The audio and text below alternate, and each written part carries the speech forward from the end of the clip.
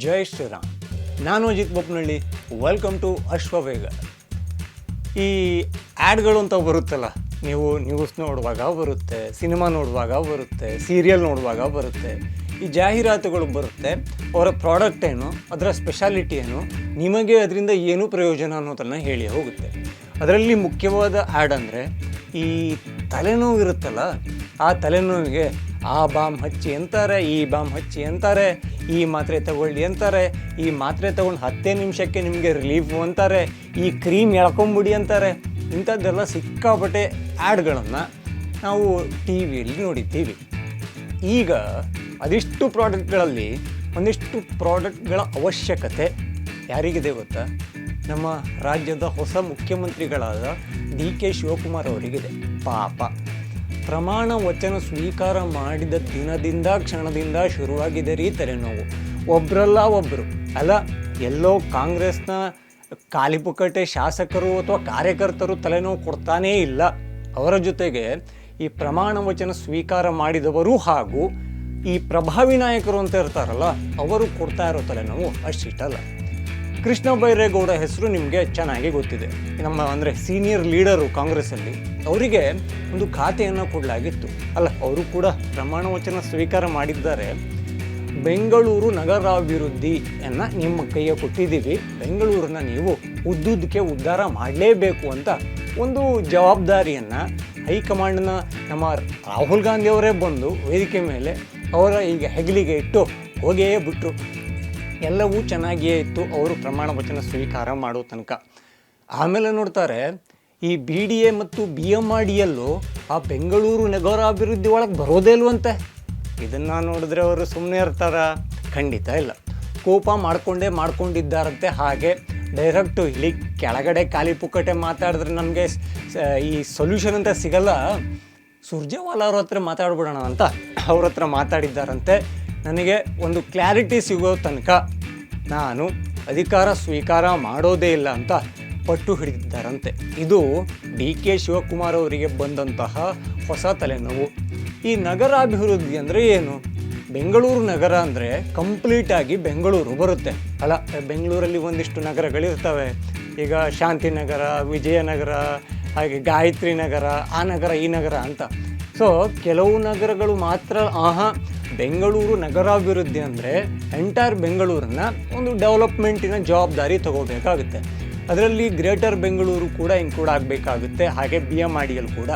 Last time ಈ ಖಾತೆ ಯಾರ ಹತ್ರ ಇತ್ತು? ಈಗ CM ಆಗಿ ಬಂದಿದ್ದಾರಲ್ಲ ಡಿ.ಕೆ. ಶಿವಕುಮಾರ್ ಅವ್ರ ಹತ್ರ ಇತ್ತು. ಆಗ ಇವೆರಡೂ ಕೂಡ ಇನ್ಕ್ಲೂಡ್ ಆಗಿತ್ತು. ಆದರೆ ಈಗ ಅವನ್ನ ಹೊರಗಡೆ ಇಟ್ಟು ನಗರಾಭಿವೃದ್ಧಿ ಅಂತ ಹೊಸದೊಂದು ರೂಪುರೇಷೆಯನ್ನು ಮಾಡಿ ಕೊಟ್ಬಿಟ್ಟಿದ್ದಾರಂತೆ. ಇದನ್ನು ನೋಡಿ ಸಹಿಸ್ಕೊಂಡಿರೋಕ್ಕಾಗತ್ತೇನ್ರಿ ಅಂತ ಕೃಷ್ಣ ಬೈರೇಗೌಡರು ಸ್ವಲ್ಪ ರಾಂಗ್ ಆಗಿದ್ದಾರೆ. ಅಂದರೆ ಈ ಕೃಷ್ಣ ಈ ಕಾಳಿಂಗ ಮರ್ದನನ್ನ ಒಂದು ಇದಕ್ಕೆ ಹೋಗ್ತಾರಲ್ಲ, ಆ ರೇಂಜಿಗೆ ಮಾತಾಡಿದ್ದಾರೆ ಅನ್ನೋದು ಕೆಲವು ಮೂಲಗಳ ಒಂದು ಮಾಹಿತಿ. ಯಾಕಾಗಿ ಹಿಂಗಾಗುತ್ತೆ? ಬೆಂಗಳೂರು ಅಂದರೆ ನಿಮಗೆ ಈ ಎಂದೂ ಖಾಲಿಯಾಗದ ತಿಜೋರಿ ಆಗೋ ಥರ ಆಗಿಬಿಟ್ಟಿದೆ. ಅಲ್ಲಿ ಕೈ ಹಾಕಿದ್ರು ದುಡ್ಡು ಸಿಗುತ್ತೆ, ಇಲ್ಲಿ ಕೈ ಹಾಕಿದ್ರು ದುಡ್ಡು ಸಿಗುತ್ತೆ. ಅಂದರೆ ನೀವು ರೋಡ್ ಮಾಡಿದ್ರು, ಫ್ಲೈಓವರ್ ಮಾಡಿದ್ರು, ಟನಲ್ ಮಾಡಿದ್ರು, ಏನೇ ಮಾಡಿದ್ರೂ ಕೂಡ ಅಲ್ಲಿ ಬರುತ್ತೆ. ಸೊ ಒಂದು ಟನಲ್ದು ದೊಡ್ಡ ಪ್ಲ್ಯಾನ್ ಆಗ್ತಾ ಇದೆ. ಡಿ.ಕೆ. ಶಿವಕುಮಾರ್ ಅವರ ಕನಸಿನ ಕೂಸು. ಅದೇನಾದರೂ ಅವರ ವ್ಯಾಪ್ತಿಗೆ ಹೋಗ್ಬಿಟ್ರೆ ನೇಮು ಫೇಮು ಹಾಗೆ ಇತರೆ ಎಲ್ಲವೂ ಕೂಡ ಬೇರೆಯವ್ರ ಪಾಲಾಗ್ಬಿಡುತ್ತಲ್ಲ ಅನ್ನೋದು ಕೂಡ ಡಿ.ಕೆ. ಶಿವಕುಮಾರ್ ಅವರ ಆಲೋಚನೆ ಆಗಿರಬಹುದು. ಪಾಪ ಅವರಿಗೊಂದು ದೊಡ್ಡ ಕನಸಿತ್ತಂತೆ. SM ಕೃಷ್ಣ ಅವರು ಈ CM ಆಗಿದ್ದಾಗ ಎಂಥ ದೊಡ್ಡ ಹೆಸರನ್ನು ತಗೊಂಡ್ರು, ಬೆಂಗಳೂರನ್ನ ಎಂಥ ಒಂದು ಶೈನ್ ಮಾಡಿದ್ರು. ಅದೇ ಥರ ಹೆಸರನ್ನು ನಾನೀಗ ಬೆಂಗಳೂರಿನ ಅಭಿವೃದ್ಧಿ ಮಾಡಿ ಮತ್ತೊಮ್ಮೆ ಡಿ.ಕೆ. ಶಿವಕುಮಾರ್ ಹೆಸರು ಅಜರಾಮರ ಅಂತ ಬರೆಸ್ಬಿಡೋಣ ಅನ್ನೋ ಪ್ಲ್ಯಾನ್ ಇತ್ತಂತೆ. ಆದರೆ ಹೀಗೆಲ್ಲ ಬಂದ್ಬಿಡ್ತಾವಲ್ಲ, ಹಾಗಾಗಿ ಹೆಂಗೆ ಮಾಡೋದಪ್ಪ ಅನ್ನೋದೊಂದು ಚಿಂತೆ ಶುರುವಾಗಿದೆ. ಹಳೆ ತಲೆನೋವು ಬಗ್ಗೆ ನಿಮಗೆ ಗೊತ್ತೇ ಇದೆ. ರಾಮಲಿಂಗಾರೆಡ್ಡಿ ಅವರು ಎಂಥದ್ದೇ ಸಂಧಾನಕ್ಕೂ ಕೂಡ ನಾನು ಜಗ್ಗಲ್ಲ ಬಗ್ಗಲ್ಲ ಅಂತ ಅವರು ರಾಜೀನಾಮೆಯನ್ನು ಕೊಟ್ಟೇ ಬಿಟ್ಟರು. ಅಲ್ಲ, ಗೊಬ್ಬರ ನೀರು ಇಲ್ದಿರೋ ಖಾತೆ ಕೊಟ್ಟಿದ್ದೀರಲ್ರಿ ಅಂತ ಮನಸ್ಸಲ್ಲಿ ಬೇಜಾರಾಗಿದ್ದಾರಂತೆ. ಆ ಗ್ಯಾಪಲ್ಲಿ ಏನಾಗ್ಬಿಟ್ಟಿದೆ, ನಮ್ಮ ಈ ಮುಖ್ಯಮಂತ್ರಿಯವರು ಕೆಳಗಡೆ ಇಳ್ಕೊಂಡು ಹೋದ್ರಲ್ಲ ಎಡಗಾಲಿಟ್ಟು, ಅವ್ರದ್ದೊಂದು ಆಪ್ತಾ ಇದ್ದರು ಈ KN ರಾಜಣ್ಣ ಅಂತ. ಓಟ್ ಚೋರಿ ವಿಚಾರಕ್ಕೆ ಬಾಯಿಗೆ ಬಂದಂಗೆ ಮಾತಾಡಿ ರಾಹುಲ್ ಗಾಂಧಿ ಅವರ ಎಡಗಿವಿಗೆ ಅದು ಬಿದ್ದು ಅವರನ್ನು ಗೆಟ್ ಔಟ್ ಅಂತ ಗೇಟ್ ಪಾಸ್ ಕೊಟ್ಟುಬಿಟ್ಟಿದ್ರು. ಅವರು ಕೂಡ ಡಿ ಕೆ ವಿರುದ್ಧ ಜೋರಾದ ಧ್ವನಿಯಲ್ಲಿ ಮಾತಾಡ್ತಾ ಇದ್ದಾರೆ. ಅರ್ರೆ ಏನಪ್ಪ ಅಂತ ಕೇಳಿದ್ರೆ, ಅಸ್ಸಾಮಲ್ಲೇ ಏನೂ ಮಾಡೋಕ್ಕಾಗಿಲ್ಲ, ಇಲ್ಲೇನು ಅವ್ರು ಮಾಡ್ತಾರೆ, ಅವ್ರು ಯಾವ ಟ್ರಬಲ್ ಶೂಟರ್ ಅಂತ ಕೇಳಿದ್ದಾರೆ. ಅಂದರೆ ಈ ಕಾಂಗ್ರೆಸ್ಸಲ್ಲಿ ಒಂದೊಂದು ವೇದಿಕೆನ ತಗೊಂಡ್ರೆ ಒಂದು ಡ್ರಾಮಾ ನಡೀತಾ ಇದೆ. ಅಬ್ಬಾಬಾಬಾ, ಪ್ರತಿಯೊಂದು ಪಾತ್ರಧಾರಿಗಳು ಕೂಡ ಬೇರೆ ಬೇರೆ ಇದ್ದಾರೆ. ಆದರೆ ಡೈರೆಕ್ಟ್ರ್ ಯಾರು ಅಂತ ಮೊನ್ನೆನೇ ಕೇಳಿದ್ದೆ, ನಿಮಗೊಂದು ಕ್ಲಾರಿಟಿ ಸಿಕ್ಕಿರಬಹುದು. ಈ ಗ್ಯಾಪಲ್ಲಿ ಪ್ರಿಯಾಂಕ್ ಖರ್ಗೆ ಅವರಿಗೆ ಹೋಮ್ ಸಿಕ್ಕಿಬಿಟ್ಟಿದೆ, ತುಂಬ ಖುಷಿಯಾಗಿರಬಹುದು. ಯಾಕೆಂದರೆ ಅವರು ಈ IT-BT ಮಿನಿಸ್ಟರ್ ಆಗಿದ್ದರೂ ಕೂಡ ಅವರು ಹೋಮ್ ಮಿನಿಸ್ಟರನ್ನೇ ಆಲೋಚನೆ ಮಾಡ್ತಾಯಿದ್ರು. ಅದೇ ಕೆಲಸ ಅಂತ ಈ ಹಿಂದೆ ಮಾಡ್ತಾಯಿದ್ರು. ಉದಾಹರಣೆಗೆ ರಾಷ್ಟ್ರೀಯ ಸ್ವಯಂ ಸೇವಕವನ್ನು ಅದರ ಚಟುವಟಿಕೆಗೆ ಕಡಿವಾಣ ಹಾಕಬೇಕು, ಪಥಸಂಚಲನಕ್ಕೆ ನಿಷೇಧ ಹಾಕಬೇಕು, ಅಥವಾ ಅದಕ್ಕೆಲ್ಲವೂ ಕೂಡ ಪರ್ಮಿಷನ್ ತಗೊಂಡೇ ಮಾಡಬೇಕು, ಈ RSS ಅನ್ನೋದನ್ನು ರಿಜಿಸ್ಟರ್ ಮಾಡಿಸ್ಬೇಕು. ಈ ಥರ ಈ ಭದ್ರತೆಗೆ ಸಂಬಂಧಪಟ್ಟಂತೆ ಅವರು ತುಂಬ ಭಯ ಪಡಿಸ್ತಾ ಇದ್ದಾರೆ ಸಮಾಜದಲ್ಲಿ ಅನ್ನೋ ಕಾರಣಗಳನ್ನು ಕೊಟ್ಟು CM ಆಗಿದ್ದ ನಮ್ಮ ಸಿದ್ದರಾಮಯ್ಯನವರಿಗೆ ಪತ್ರವನ್ನು ಕೂಡ ಅಫಿಷಿಯಲ್ ಆಗಿ ಬರೆದಿದ್ರು. ಅವ್ರಿಗೀಗ ಹೋಮ್ ಸಿಕ್ಬಿಟ್ಟಿದೆ. ಸಿಕ್ಕಿ 2 ದಿವಸಕ್ಕೆ RSSನ ನಮ್ಮ ಕರ್ನಾಟಕದಲ್ಲಿ ಬ್ಯಾನ್ ಮಾಡಿಬಿಡ್ತಾರೆ ಅಂತ ಕೆಲವರು ಅಂದ್ಕೊಂಡಿದ್ರೇನೋ, ಕಾಯ್ತಾ ಇದ್ರೇನೋ. ಆದರೆ ಸದ್ಯದವರ ದೊಡ್ಡ ಸಾಧನೆ ಅಂದರೆ ಅದ್ಯಾರೋ ಫೇಸ್ಬುಕ್ಕಲ್ಲಿ ಅವರಿಗೆ ಅವಹೇಳನವಾಗಿ ಕಮೆಂಟ್ ಹಾಕಿದಂತೆ ಅವನ್ನ ಅರೆಸ್ಟ್ ಮಾಡ್ಕೊಂಡ್ಬಂದೋಕೆ ಪೊಲೀಸರು ಹೇಳಿದ್ರಂತೆ, ಪೊಲೀಸರು ಕರ್ಕೊಂಡ್ಬಂದ್ರಂತೆ. ಇದು ಅವರ ಮೊದಲ ಬೇಟೆ ಹೌದು. ಹಾಗೆ ಇಂಥದ್ದೇ ಚಿಕ್ಕ ಪುಟ್ಟದ್ದು ಮಾಡ್ಕೊಂಡಿರ್ತಾರಾ, ಅಥವಾ ದೊಡ್ಡ ದೊಡ್ಡ ಕೆಲಸವಾದಂತಹ ಈಗ ಬಾಂಗ್ಲಾದ ಅಕ್ರಮ ನುಸುಳುಗೋರರು ಇಲ್ಲಿ ಬೆಂಗಳೂರಲ್ಲಿ ಬೇಕಾಬಿಟ್ಟಿ ಇದ್ದಾರಲ್ಲ, ಅದನ್ನು ಹಿಂದೂ ಪರ ಕಾರ್ಯಕರ್ತರು ಹೋಗಿ ಶೋ ಮಾಡಿದ್ರಲ್ಲ, ಅವರನ್ನೇ ಬಂಧಿಸಲಾಯ್ತಲ್ಲ. ಈ ರಾಜ್ಯದ ಹಿತಾಸಕ್ತಿಯನ್ನು ಮುಂದಿಟ್ಕೊಂಡು ಪ್ರಿಯಾಂಕ್ ಖರ್ಗೆ ಅವರು ಅಂಥದ್ದೊಂದು ಸ್ವಲ್ಪ ಕಾಣುವಂಥ ಕೆಲಸವನ್ನು ಮಾಡ್ತಾರಾ, ಅಥವಾ ಅಲ್ಲಿ ಯಾರು ನನಗೆ ಬೈದರು ಸೋಷಿಯಲ್ ಮೀಡಿಯಾದಲ್ಲಿ ಅವನ್ನ ಅರೆಸ್ಟ್ ಮಾಡ್ಕೊಂಬನ್ನಿ, ಇಲ್ಲಿ ಯಾರು ನನಗೆ ಅವಹೇಳನ ಮಾಡಿದ್ರು ಅವನೇ ತಾಕೊಂಬನ್ನಿ, ಈ ಥರ ಕೆಲಸಗಳನ್ನೇ ಮಾಡ್ತಾರಾ ಅನ್ನೋದೊಂದು ಕ್ಯೂರಿಯಾಸಿಟಿ ಇದೆ. ಈ ಗ್ಯಾಪಲ್ಲಿ ಈ ಕಾಂಗ್ರೆಸ್ಸಿಗೆ ತುಂಬ ಬೇಜಾರು ಬಂದ್ಬಿಟ್ಟಿತ್ತಲ್ಲ, ಈ ಯಂತರಿಕ ಕಚ್ಚಾಟ, ಒಳಜಗಳ ಎಲ್ಲವನ್ನ ನೋಡಿ ನೋಡಿ ಬೇಜಾರು ಬಂದ್ಬಿಟ್ಟಿತ್ತು. ಸೊ ಅವರಿಗೊಂದು ಟೈಮ್ ಪಾಸ್ ಕಡಲೆಕಾಯಿ ಅನ್ನೋ ಥರದಲ್ಲಿ ಒಂದು ಸುದ್ದಿ ಸಿಕ್ಬಿಡ್ತು.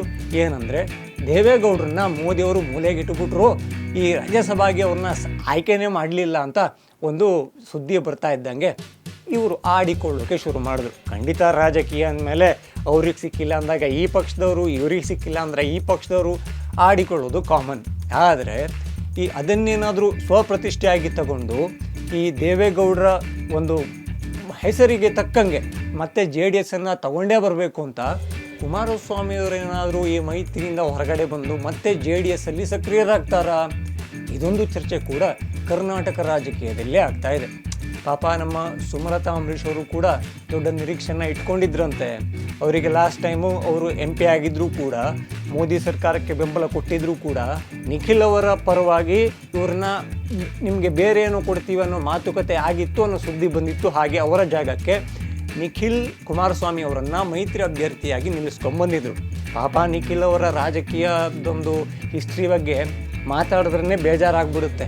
ಅವರ ಜಾಗ್ವಾರ್ ಸಿನಿಮಾ ಇನ್ನೊಂದು 2 ಸಲ ನೋಡ್ಬೋದೇನೋ, ಆದರೆ ಅವರ ರಾಜಕೀಯ ಒಂದು ಸಿನಿಮಾ ಇದೆಯಲ್ಲ, ನೋಡಿದ್ರೆ ತುಂಬ ಕಷ್ಟ ಆಗುತ್ತೆ. ಸೊ ಇವೆಲ್ಲವೂ ಕೂಡ ಕರ್ನಾಟಕದ ರಂಗವೇದಿಕೆಯಲ್ಲಿ ಆಗ್ತಾ ಇರೋ ನಾಟಕಗಳು. ಆದರೆ ಇಷ್ಟೆಲ್ಲ ಬೆಳವಣಿಗೆಗಳ ನಡುವೆ ಈ ಸಂತ್ರಸ್ತರು ಅಂತ ಯಾರು ಕಾಣ್ತಾ ಇದ್ರೆ ಅವರು ಹೊಸ ಮುಖ್ಯಮಂತ್ರಿಗಳು. ಅಯ್ಯೋ ಪಾಪ, ಆ ಕಡೆ ಹೊಸ ನಮ್ಮ ಸಚಿವರನ್ನು ಗಟ್ಟಿಯಾಗಿ ಹಿಡ್ಕೊಳಕ್ಕಾಗ್ತಾ ಇಲ್ಲ. ಮುನಿಯಪ್ಪನವ್ರು ಬೇರೆ ಹೇಳಿದ್ದಾರೆ, ನಮ್ಮ ಸೀನಿಯಾರಿಟಿಗೆ ಕಿಮ್ಮತ್ತೇ ಕೊಡೋದಿಲ್ಲ ಅಂತ. ಅವರು ಕೂಡ ಓಪನ್ ಆಗಿ DK ಅವರ ನಿರ್ಧಾರಕ್ಕೆ ಕರ್ರು ಅಂತ ಕೂಗಿದ್ದಾರೆ. ಅಲ್ಲಿ ರಾಮಲಿಂಗಾರೆಡ್ಡಿ, KH ಮುನಿಯಪ್ಪ, ಈಗ ಕೃಷ್ಣ ಬೈರೇಗೌಡರು, ಜೊತೆಗೆ ಅಲ್ಲಿ ಯಾವುದಕ್ಕೂ ಸಂಬಂಧ ಇಲ್ದಿರೋ ರಾಜಣ್ಣನವರು, ಇವರ ಜೊತೆಗೆ ಈ 2ನೇ ಹಂತದ ಒಂದು ಅಲೆ ಬರುತ್ತಲ್ಲ, ಸಚಿವರನ್ನು ಮಾಡಬೇಕಲ್ಲ, ಅಲ್ಲಿ ಒಂದಿಷ್ಟು ಜನ ಈ ಅಂಗಿಗೆ ಪ್ಯಾಂಟಿಗೆ ಎಲ್ಲ ಇಸ್ತ್ರಿ ಹಾಕ್ಕೊಂಡು ಕಾಯ್ತಾ ಇದ್ದಾರೆ. ಅವ್ರ ಲಿಸ್ಟು ಇಷ್ಟೂ ಉದ್ದಿದೆ. ಅಂದರೆ ಈ ಮುಂಚಿನಿಂದಲೂ ಕೂಡ DKಯ ಪರವಾಗಿ ಮಾತಾಡಿಕೊಂಡು ಬಂದವರು, DK ಅವರು CM ಆಗಲೇಬೇಕು, ಹಾಗೇ ಆಗ್ತಾರೆ ಅಂತ ಮಾಧ್ಯಮಗಳ ಎದುರುಗಡೆ ಬಂದವರು, ಅಲ್ಲಿ ಹೈಕಮಾಂಡ್ನ ಸ್ಪಷ್ಟ ಆದೇಶ ಇದ್ದರೂ ಕೂಡ ನಾಯಕತ್ವ ಬದಲಾವಣೆ ವಿಚಾರಕ್ಕೆ ಯಾರೂ ಕೂಡ ಕೆಮ್ಮಂಗಿಲ್ಲ, ಕೊಸರಂಗಿಲ್ಲ ಅಂತ ಹೇಳಿದರೂ ಕೂಡ ಹೋದಲ್ಲಿ ಬಂದಲ್ಲಿ DK ಶಿವಕುಮಾರ್ ಅವರೇ ನಮ್ಮ ಮುಂದಿನ ಮುಖ್ಯಮಂತ್ರಿ ಅಂತ ಹೇಳಿದ್ದವರು ಈಗ ಸಚಿವ ಸ್ಥಾನಕ್ಕೊಂದು ಆಕಾಂಕ್ಷಿಗಳಂತೂ ಹೌದು. ಆಕಾಂಕ್ಷಿಗಳು ಅಷ್ಟೇ ಅಲ್ಲ, ಅವರು ಈ ಡಿ ಕೆ ಮನೆ ಆ ಕಡೆ ಈ ಕಡೆನೇ ಓಡಾಡ್ಕೊಂಡಿದ್ದಾರೆ. ಅಲ್ಲಿಂದ ಜೋರಾಗಿ ಅವ್ರ ಹೆಸರು ಹೇಳ್ಬಿಟ್ರೆ ಓ ಅಂತ ವಾಪಸ್ ರೀಪ್ಲೇ ಬಂದರೂ ಬರ್ಬೋದೇನೋ. ಸೊ ಇದನ್ನೆಲ್ಲ ಕಣ್ತುಂಬಿಕೊಳ್ಳುವ ಭಾಗ್ಯ ಕನ್ನಡಿಗರದ್ದು. ನೋಡೋಣ, ಖುಷಿ ಪಡೋಣ.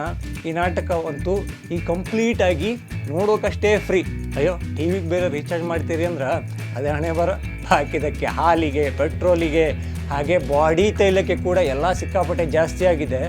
ಆ ಬೆಲೆ ಏರಿಕೆಯನ್ನೇ ಟಿಕೆಟ್ ದರ ಅಂದ್ಕೊಂಡು ಇದನ್ನು ಅಂದರೆ ತಪ್ಪಿಸಿಕೊಳ್ಳೋಕೆ ಆಗದಂತಹ ಸಿನಿಮಾವನ್ನು ಎಂಜಾಯ್ ಮಾಡಿ. ಹಾಗೆ ಇನ್ನೂ ಯಾರಲ್ಲ ಅಶ್ವವೇಗ ಚಾನಲನ್ನು ಸಬ್ಸ್ಕ್ರೈಬ್ ಆಗಿಲ್ವೋ ಈ ಕೂಡಲೇ ಆಗಿ.